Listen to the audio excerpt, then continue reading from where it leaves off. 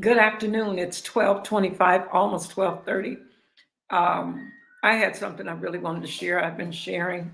I have an appointment a little later, but I just want to take just a few minutes to share with leaders because I really believe that's my compassion in this season and wheelhouse.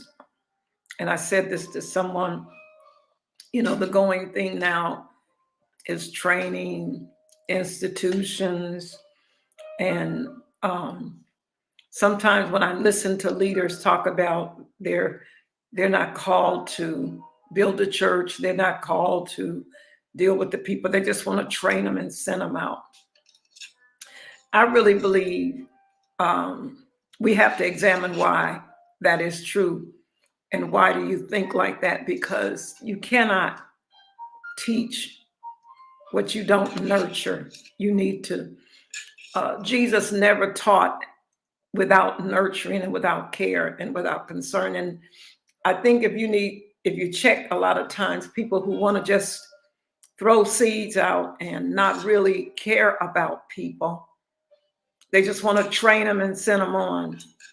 It's kind of like raising your children without breastfeeding or giving them that time close to you. And if that's you, you need to really decide right now, is there still a work to be done in your life? Because you cannot lead people you don't love. No one changes just by giving information. And there are places in the world that do that. But when we talk about the kingdom of God, Jesus said the greatest of these is love. What does that mean? That means that sometimes you risk telling the truth because you don't want to lose your influence or lose your relationship. But love is not just telling people what they want to hear. It's saying no, but they need to know that you love them. They need to know that you're willing to invest in them.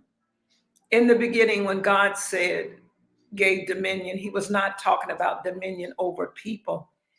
He was talking about dominion over creeping things. And he said, I gave you dominion over the things of the earth. He didn't give us dominion over people. He gave us the grace to love them. And they will follow you. They will leave and they will cleave. They will come after you because one thing about a student, when they're teachable, they know that their teacher is investing in them for a future or even something that they need now. They know that the teacher had been somewhere where they've been taught. And so when you hear people say, I'm not into, not into church and I don't want to have nothing to do with that. I just want to do a school of the prophets, school of the apostles, school of the pastors. You need to examine where that's coming from because even your students, you need to be able to nurture. I find it beneficial for me to um, have a round table. I got a couple of messages popping through.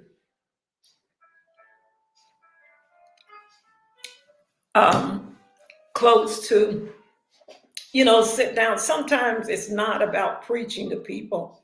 It's about listening to those. And when you love people, when you're invested in them, you need to hear what they're saying. And a lot of times it'll tell you where they've been because it's hard to lead people where they're going if you don't know where they've been. And sometimes we're so institutional minded that we want to bring people in the room and just shove information down. And that's why I am so thankful in this season that God is raising up female apostles because I found that as God was grooming me as an apostle, there's a certain level I could go with a male dominated quorum of apostles. I could get the information, but I didn't get the nurturing. I didn't get the exchange of love. The Lord said, those that are greatest among you, love. That's the greatest. You can't, and when I say love, Paul said he begot Timothy. He begot him through the gospel. He said he's like-minded. He got close enough to where there was an impartation. He got close enough until there was a divine exchange. You know, we talked about destiny helpers. It's hard to help someone fulfill their destiny and you don't know them, and you don't know them until you're close to them. So one of the things is we see women are rising and emerging and going into strong positions of leadership. Most of them that are successful, and I would say many of them, is because they got good nurturing from someone who have walked before them and are able to pull them up. Able, the Deborahs, the Ruths, the Naomis that have pulled them up and brought them alongside, the Juniors, the Priscillas that have brought them up. And so the daughters of Zelophehad that stood for what was right, and God heard them. And it was necessary for God to raise them up so that they could raise up others. And so those of you that are students right now, by the grace of God, what you are learning in the school of nurturing and training, you will be able to pass it down. You'll be able to give it away. You'll be able to share it with someone.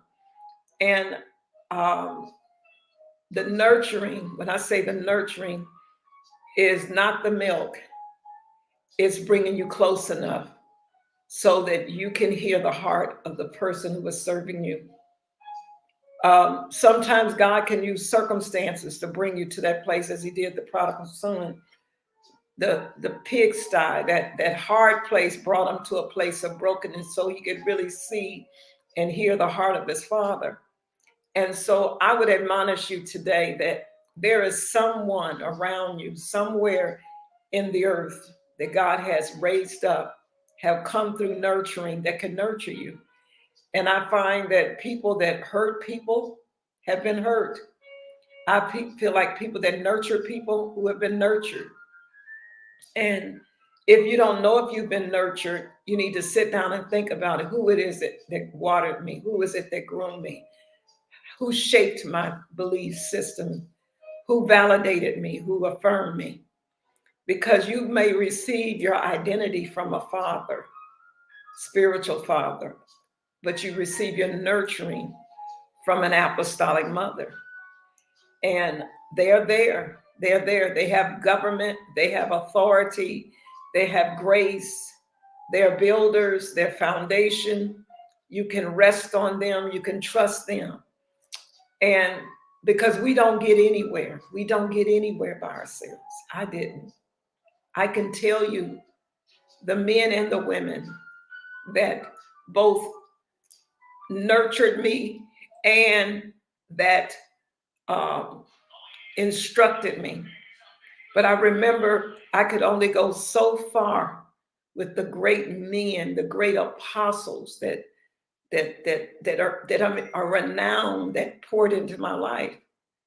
But I couldn't, as a woman with integrity, get close enough. I can't go to their place and lay across their bed and listen to their heart. I could only hear them from the pulpit. And when you don't get that, you're missing something that you're not giving. And you do take on this idea of just training. I just want to train them. I just want to birth them. I just want to put them in a room and let them squat and let them call and cry. You know, what kind of birth is that? And so we got these birthing rooms that we're just beating people and birthing them and casting devils out.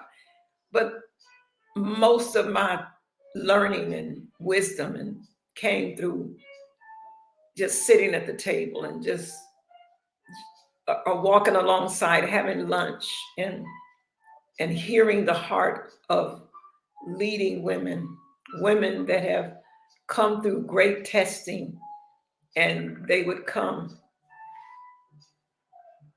Hold on a second. Hold on, y'all. Hello? Yes. Yes, that's it. Come right in the door. Okay, it is? Okay, I apologize. I will be there. Bye-bye. Listen, I just wanted to get on here. This is somebody that I'm meeting with today, but God bless you. We'll talk.